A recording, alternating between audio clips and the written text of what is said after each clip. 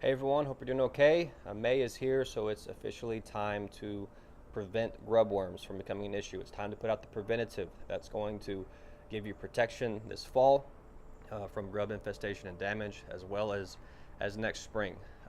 Prevention is the only way to give you that protection. It's super important to get it put out, and we have about 6 weeks to get it done between now and the middle of June. That's the time frame to get it put out.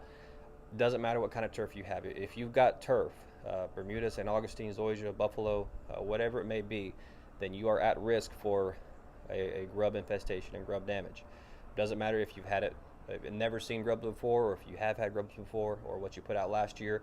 The life cycle starts over every single year whenever the June bugs emerge and they start laying eggs in lawns. So super important. That's why you want to put out a preventative every single year to give you a year's worth of protection.